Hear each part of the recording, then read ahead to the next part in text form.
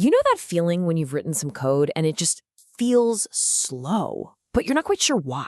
Well, today we are going to pull back the curtain on a concept that is at the heart of that problem: time complexity. You're about to see how one tiny single change in a line of code can be the difference between an app that flies and one that just crawls. So let's start with something that should look super familiar to pretty much anyone who's written code before. The classic incrementing for loop. You know it, you love it. It's the absolute workhorse of so many programs, just reliably counting up one by one by one. Yeah, this loop is what we call linear. It's simple, right? If you've got a list with n items, this loop is going to run exactly n times. The more stuff you have, the longer it takes. It's a straight, predictable line. But what happens if we just tweak one little thing? Okay, look closely. Instead of I++, adding 1 each time, we're now doing I times 2. We're multiplying by 2.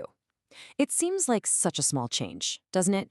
But trust me, this one character fundamentally changes how this loop behaves and, more importantly, how efficient it is. Okay, let's really dig into this. To really get the difference here, we can't just stare at the code. We need to trace it, follow its path step by step. And this is where we're going to see how that tiny change creates this huge leap in performance. All right, let's just pretend n is 10 for a second. Our old trusty loop would have just chugged along for a full 10 iterations. But our new loop, it starts at 1, then boom, it leaps to 2, then to 4, then to 8. The very next jump would take it to 16, which is bigger than our limit of 10, so it just stops. We did the whole thing in only 4 steps. That's way, way faster. And this is where the magic really is.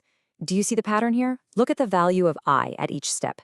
It's always a power of 2. That is not a coincidence. That's the mathematical fingerprint of this kind of loop. Basically, the loop keeps going as long as 2 to the power of k, where k is our step number, is less than n. So this brings us to a really important idea, the logarithm. Now, don't let the word scare you.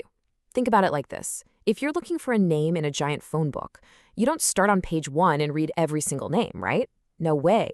You split it in half, you check which side the name is on, and then you split that half in half again. You keep cutting the problem down. Well, that's what a logarithm's all about. It's the heart of what we call O log n time complexity. I love this quote. It's the perfect way to think about it.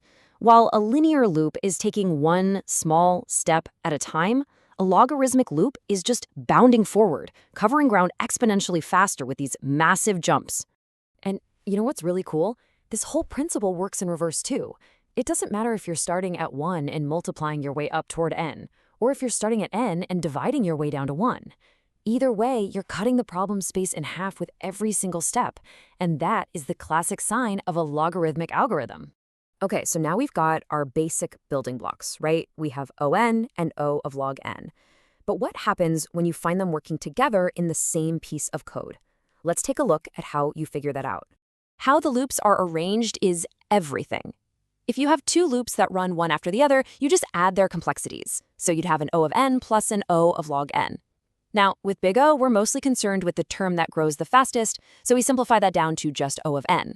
But if you nest that logarithmic loop inside the linear one, it's a whole different ballgame. For every single one of the n steps in that outer loop, the inner loop runs log n times, so we multiply them, which gives us O of n log n. And by the way, that's a super common and really efficient complexity you see in a lot of sorting algorithms. All right, let's keep going and look at a couple of other patterns. A little more advanced maybe, but ones you will definitely run into out there. Okay, here's a little puzzle for you. At first glance, this looks linear, right? I mean, we're just doing I++. But look really carefully at the condition, the part that tells the loop when to stop. It's not I less than n. It's I times I less than n. So, what does that change? Well, that little change means the loop is only going to run until I gets close to the square root of n. And that gives us a whole new complexity to play with, O of square root n, or square root time. If you picture a graph, linear time is a straight line going up. Logarithmic time is a curve that flattens out real fast. Square root time, it's a curve that sits right there in the middle. It's faster than linear, but it's not quite as blazing fast as logarithmic. Okay, you ready for a real mind bender? Picture this. You've got 2 loops. The first one runs in logarithmic time, and it calculates some value. Let's just call it p. Then a second loop runs, but its limit, its stopping point, is p. What in the world is the complexity of that? So the first loop is logarithmic, which means the value of p is basically log n. The second loop is then logarithmic relative to p, so it runs log p times. Now, if we substitute log n back in for p, we get O of log n. I know, it looks wild, but this is an incredibly fast algorithm. It's like looking for a word in a dictionary that's been divided into sections, and then each section is also like its own little dictionary. You're making a logarithmic leap twice. Whew, okay, we have covered a lot of ground here, from tiny little steps to giant leaps and even some nested puzzles. So let's boil all of this down into a simple, practical rulebook you can use to size up code in a flash. This right here, this is your cheat sheet. Let's run through it real quick.